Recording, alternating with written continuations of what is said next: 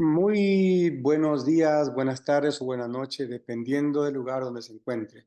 Este es tu programa, Un Encuentro con las Escrituras. Soy el pastor Moisés Leca y listo para compartir el segundo capítulo del libro de Efesios. Vamos a ver en esta hora bajo el tema la gloria de su gracia y las miserias del legalismo. La obra de Cristo en la cruz revela su gloria, revela su gracia. Siendo Dios se hizo hombre y murió de la peor manera en ese madero. En ese sacrificio Jesús hizo de la salvación un regalo para nosotros. Su obra en la cruz de Calvario es suficiente, está completa. Y para ser salvos y acercarnos a Él, no hay nada que el hombre pueda hacer, absolutamente nada, ni merecerlo, ni para llegar al Señor, solamente la gracia y los ojos puestos en la obra de Cristo en la cruz. Es su sola gracia la fuente de salvación y su sangre el camino nuevo y vivo para acercarnos a un Dios tan santo, tan amoroso. Solamente nos queda el camino que Cristo marcó y es su obra en la cruz del Calvario. Hoy veremos sobre las riquezas de su gracia o la gloria de su gracia. Quisiera pasar un material, un PowerPoint, para estudiar el capítulo 2 del libro de Efesios, que es un libro que habla sobre la iglesia, un libro que nos enseña lo que somos en Cristo, en nuestra identidad, lo que podemos hacer. Hoy tendremos el tema Efesios, el capítulo 2, que tiene como premisa la suficiencia de la obra de Cristo en la cruz, la riqueza de su gracia, la gloria de su gracia y la bendición que nos da esa obra completa, suficiente en la cruz para ser salvos, para llegar a Él y para estar en comunión con Él también. Si ustedes pueden notar en Efesios, lo primero que vemos es una realidad que se llama el pecado. Dice, nos dio vida cuando estábamos muertos en delitos y pecados. El pecado es una realidad que ahora no se quiere mirar, pero es el problema principal del ser humano. El pecado nos separa y nos mata. Mata nuestra comunión con Dios y nos separa de Dios, ¿no? Es lo primero que hace el pecado. El pecado es como un cáncer, el pecado es como una enfermedad cancerígena interior que va corroyendo, corrompiendo los miembros, los órganos que tenemos por dentro, y es algo que va en avance y tiene como finalidad la muerte del ser humano, el cáncer, ¿verdad? El pecado es peor que el cáncer porque corrompe valores, corrompe principios y nos separa de Dios, ¿no? Principalmente el pecado nos separa de Dios. Dice la Biblia, por cuanto todos pecaron y están separados de la gloria de Dios. Pero también el pecado corrompe y nos impide acercarnos a Dios. Corrompe que nuestras emociones, corrompe nuestro espíritu, corrompe el alma y nos hace sentir culpables y nos quita el deseo, nos quita el hambre por la cosa de Dios. Por esa razón tuvo que venir Cristo a morir.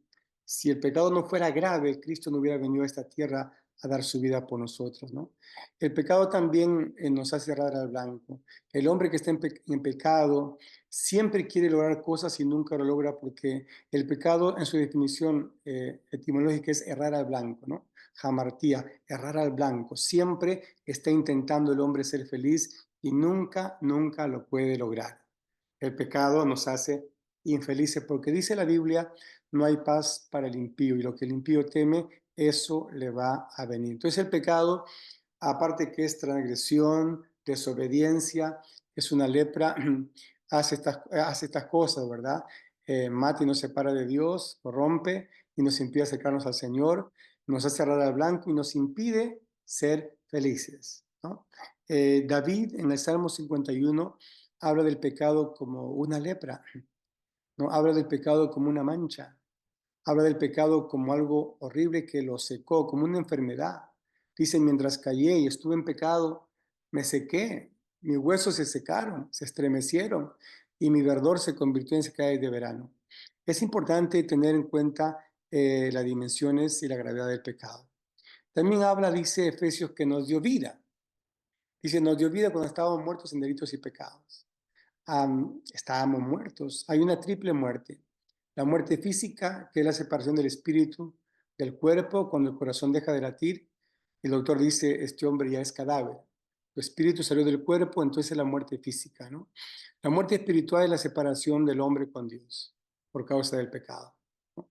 El hombre sin Cristo no puede llegar a Dios, porque Dios es totalmente santo y el hombre totalmente pecador. Entonces, la muerte espiritual es la separación del hombre con Dios.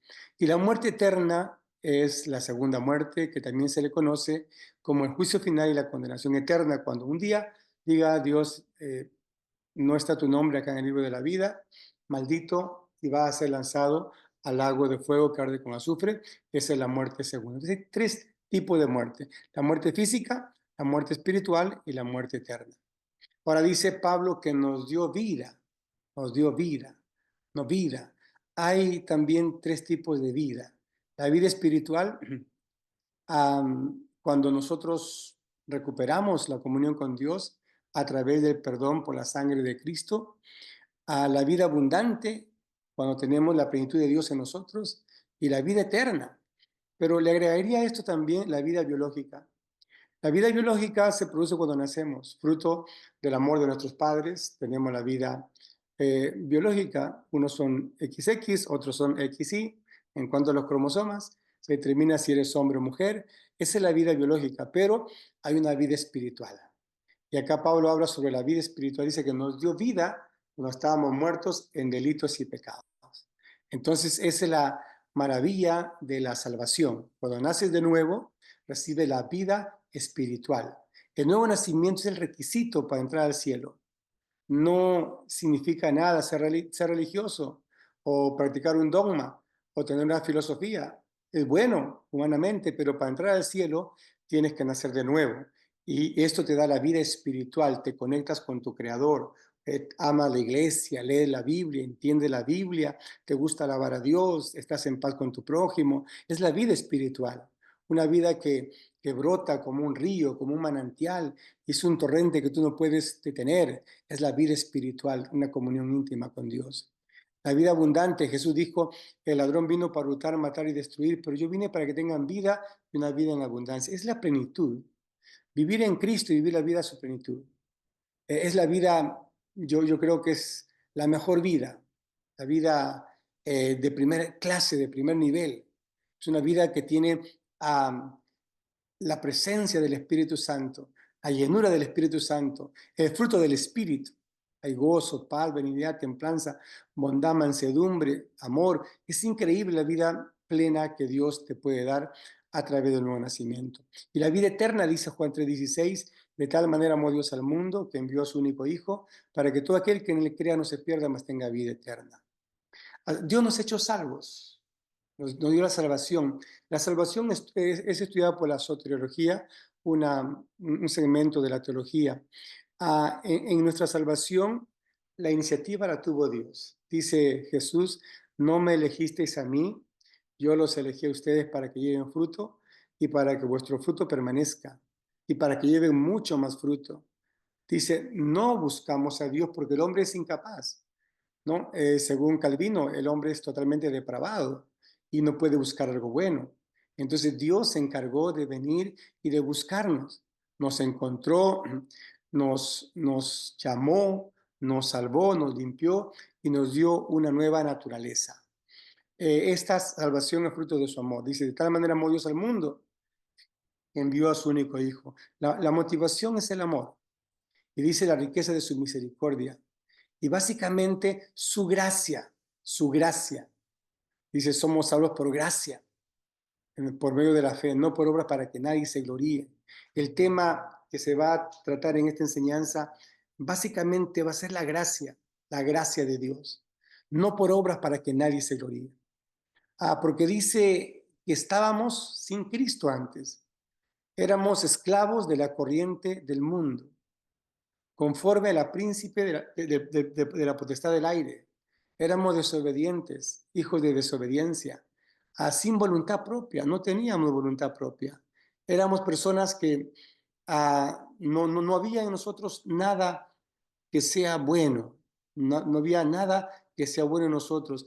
Éramos desobedientes, hijos de desobediencia, sin voluntad propia, hacíamos la voluntad de la carne, hijos de ira como los demás, atrapados en el pecado original, herederos de la naturaleza adámica. O sea, el hombre nace derrotado, el hombre nace chueco, nace enfermo, el hombre nace mal por el pecado original de Adán y de Eva.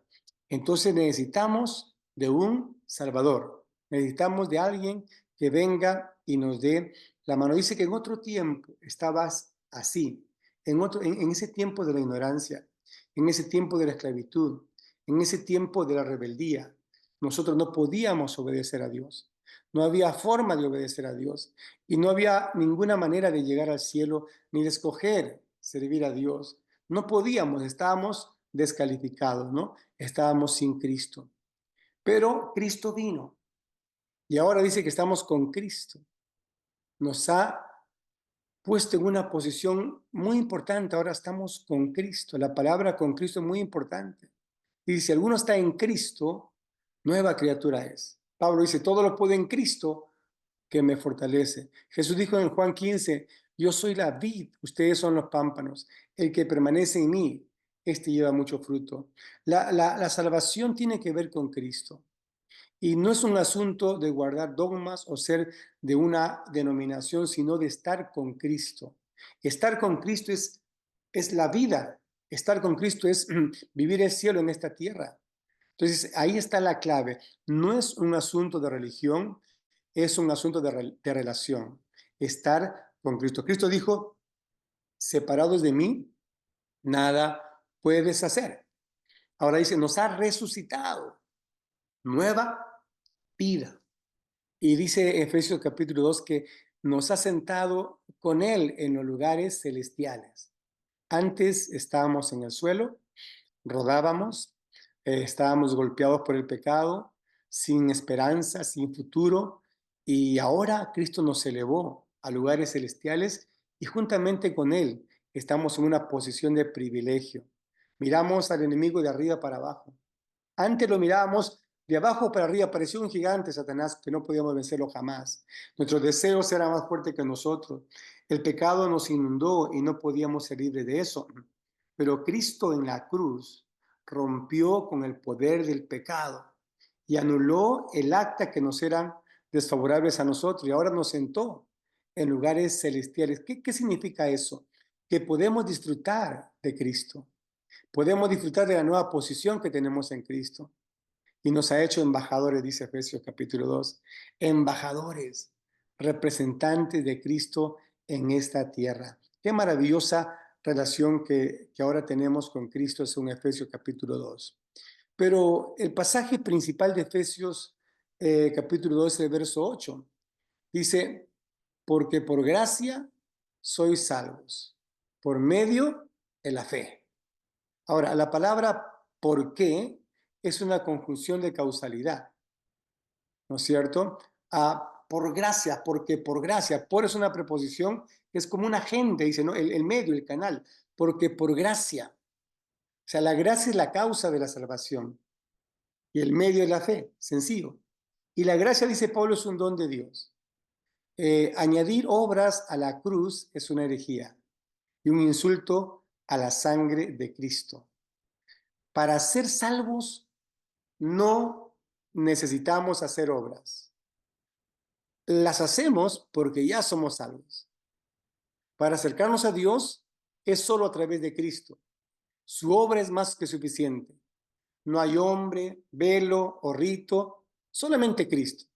Dice Pablo en 1 Timoteo 2:5, no hay otro mediador entre Dios y los hombres, solamente Jesucristo hombre. No somos salvos por el bautismo. La Iglesia Católica y algunas iglesias históricas sugieren que la gente es salva cuando se bautizan al nacer o el bautismo de bebés. Les abre la puerta a la iglesia madre, la Iglesia Católica, y eso les genera una salvación. El bautismo es una obra, no es la razón para ser salvos. No somos salvos por el bautismo.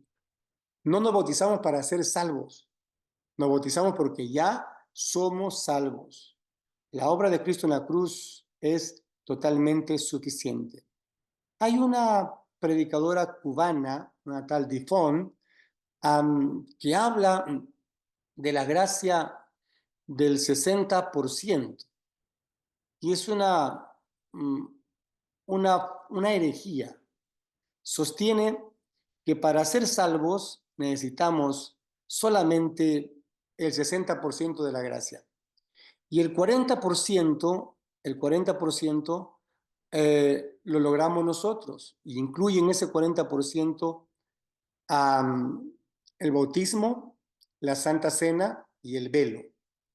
Y ella hace énfasis mucho en el velo. Y 1 Corintios capítulo 11 nos habla del velo. Y quiero que usted sepa algo en esta hora sobre el velo.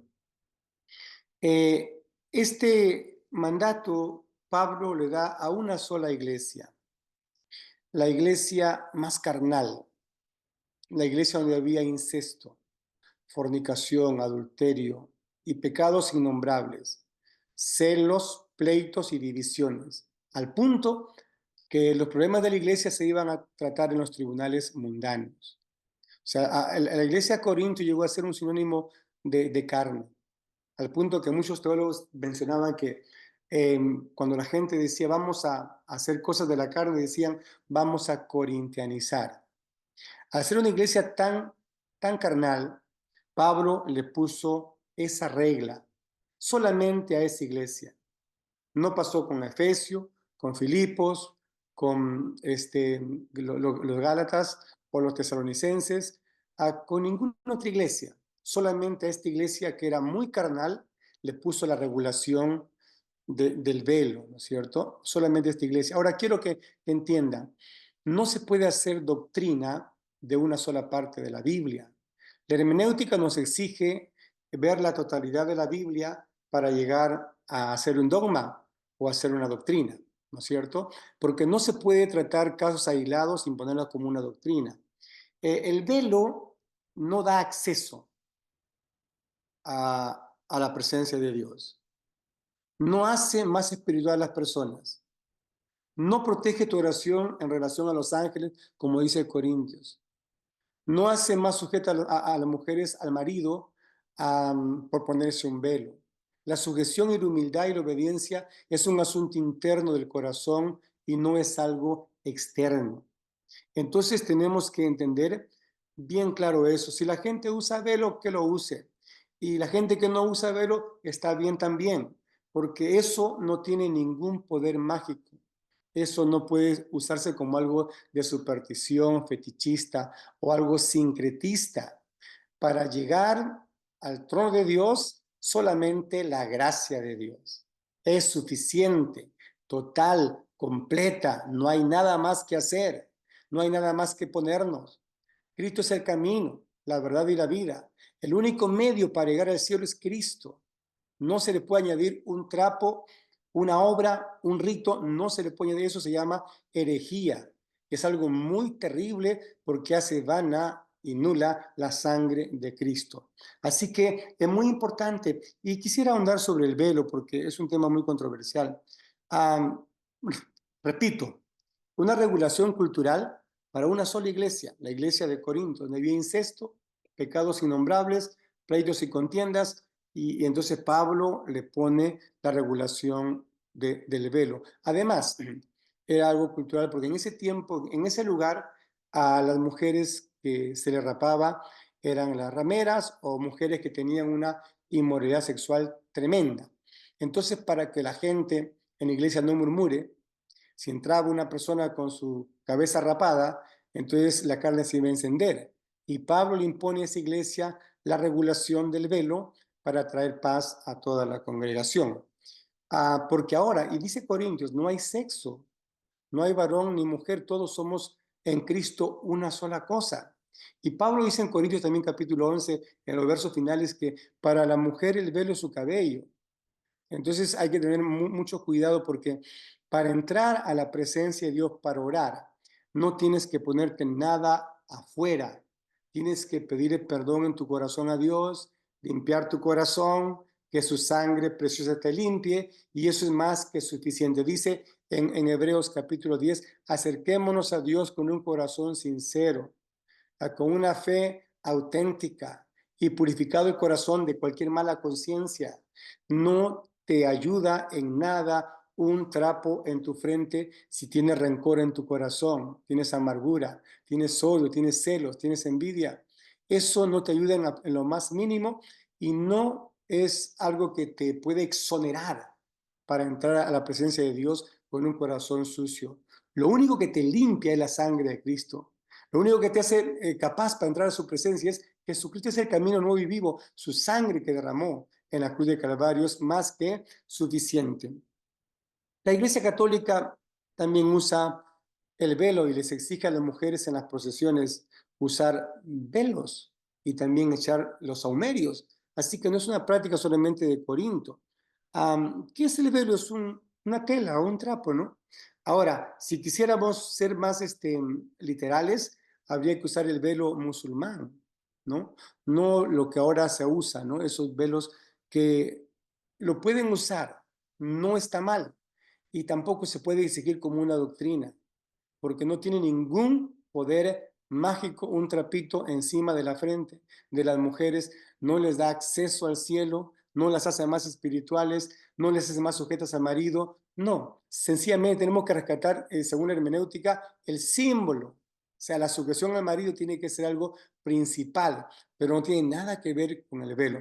Ahora, en oración, el acceso al Padre es solamente a través de Cristo y nada más. Añadirle algo más a eso, eso es idolatría. El velo en la cultura musulmana habla del dominio total del hombre sobre la mujer, ¿no es cierto? Las mujeres casadas no pueden salir a la calle sin velo. Son más radicales ellas, ¿verdad? Entienden que su velo representa que ellas están sujetas, subordinadas totalmente al marido. Y usted sabe la cultura musulmana, la mujer es una cosa, no es un ser humano, porque no tiene poder de decisión. Cuando caminan, el hombre va adelante, la mujer va atrás. Si el hombre y la mujer tienen 5 hijos, el hombre no carga a ninguno, la mujer tiene que cargar a los 5 hijos y cuidarlos, porque esa es la cultura machista. Entonces, en Medio Oriente el velo es un símbolo de la sujeción total, una forma exagerada de la mujer al hombre. Entonces, cuando Cristo murió,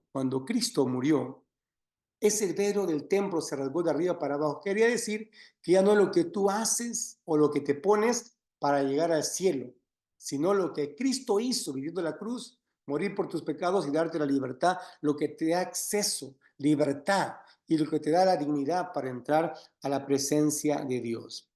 En el contexto paulino, una mujer que sí se ponía velo era considerada eh, en ese momento con Corintio, ¿no?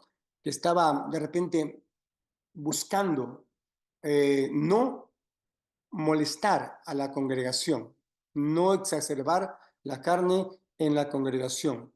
Eh, Eso tenemos que tener en cuenta. Así que si usted puede entender esto, sería una bendición. Tuvimos un campamento, un retiro espiritual, y una mujer que vino al retiro espiritual de otra iglesia donde usaban velo, de repente la unción estaba fuerte en el retiro. Ella pasó y comenzó a sentir la presencia de Dios y de repente se dio cuenta que no tenía el velo y se endemonió. Tuvimos que hacer liberación porque esos son los excesos de no entender la palabra. Hay asuntos culturales que no aplican para la iglesia de hoy. Como le digo, fue una norma de regulación únicamente para la iglesia de Corinto que ya no aplica para el día de hoy. Y no aplicó para otras iglesias del Nuevo Testamento, sino que fue el dato que Pablo pudo usar para controlar la carne en la iglesia de Corinto, ¿verdad?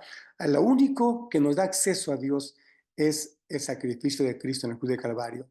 El tema de Corinto, de Efesios 2 es la gracia de Dios, su gloria en la cruz del Calvario, que terminó con nuestra esclavitud, rompió nuestras cadenas y nos da acceso a la misma presencia de Dios. Y dice Pablo también que nos entregó el evangelio de la reconciliación.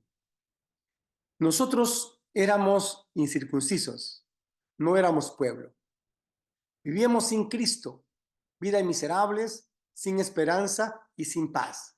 Estábamos alejados de la ciudadanía de Israel. No estábamos incluidos en ningún pacto. Éramos gente sin patria y sin futuro. No teníamos identidad. No le pertenecíamos a nadie. Éramos parias en constante bancarrota espiritual, moral y social. Lo que quiere decir Pablo en este capítulo es que estábamos fuera, ahora estamos adentro. No éramos nada, ahora somos hijos. Estábamos en el suelo, ahora estamos en lugares celestiales sentados juntamente con Cristo. Entonces, debemos acordar de dónde nos sacó el Señor. Éramos parias, éramos gente excluida. Ahora Dios nos ha incluido a la salvación, nos ha incluido a los pactos con Israel, nos ha incluido en su iglesia. Somos el cuerpo de Cristo y Él viene muy pronto a levantarnos. Entonces, ahora nos ha constituido embajadores sin merecerlos. Dice, Cristo es nuestra paz ahora. Por su sangre estampa adentro y comemos de su mesa. Por su sangre no hay nada más que agregar a ese sacrificio, ni el bautismo, ni la Santa Cena, ni el velo. Ninguna obra puede acompañar a lo que hizo Cristo. Cristo es nuestra paz. Derribó la pared intermedia de separación. Ahora somos el pueblo de Dios. En su carne dice que abolió las enemistades. Hizo un nuevo hombre. Somos la nueva creación. Nos reconcilió con Dios. Mató las enemistades entre judíos y gentiles. O sea, qué interesante. Pablo en el capítulo 2 resume teológicamente todo lo que significa estar en Cristo y lo que significa la paz de Cristo, que le costó su sangre, que rompió con toda barrera, que en su carne quitó nuestras enemistades. Cristo nos hizo como nuevas personas, nos reconcilió, éramos gente peleada con Dios, enemistados con Dios, ahora somos amigos de Dios. Y ahora no hay judío ni gentil, siervo ni libre, mujer ni varón. Ahora somos el pueblo de Dios, redimidos por la sola sangre, la misma sangre, la única sangre, la sangre de Cristo Jesús. No hay ahora gente superior e inferior. Todos somos redimidos por la única sangre, la sangre de Cristo. Añadirle algo a eso es herejía y es una falta de respeto tremendo, ¿verdad? Ahora nos dio las buenas nuevas del Evangelio. ¿Qué significa esto? Que podemos decir a la gente que se puede pasar el muro de separación y estar en paz. Que podemos pasar de la calle a la casa donde hay banquete, del hambre donde hay satisfacción y llenura, de la vida miserable una vida de comunión con la familia de Dios. Que tenemos entrada al Padre por un mismo espíritu. Es el espíritu que clama Abba Padre. Es el espíritu que está en nosotros, que nos guía a toda verdad. Dice, ya no somos extranjeros ni advenedizos, sino que somos la familia de Dios. Y usted, si no es cristiano todavía, si no recibe a Cristo en su corazón todavía, puede hacerlo. Cuando usted lo haga, al reconocer que es pecador, al reconocer que está separado de Dios, al reconocer que merece la condenación eterna, pero que necesita salvación, usted viene a Cristo, le pide perdón, lo acepta como Señor de su vida. En ese momento usted recibe el nuevo nacimiento y es parte de la familia de Dios. Y dice que estamos ahora edificados en el fundamento de apóstoles y profetas, ¿no? Y la principal piedra del ángulo que es Cristo. Los profetas es un símbolo del Antiguo Testamento, los apóstoles es un símbolo del Nuevo Testamento, así que estamos edificados en la Biblia completa, en toda la Escritura. Es útil. Toda la Escritura es inspirada por Dios, toda.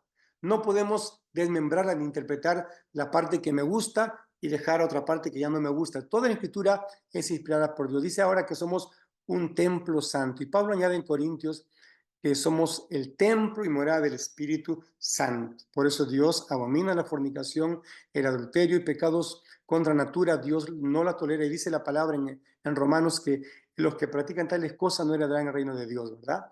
Ahora somos morada del Espíritu Santo. Eso es lo que dice el apóstol Pablo.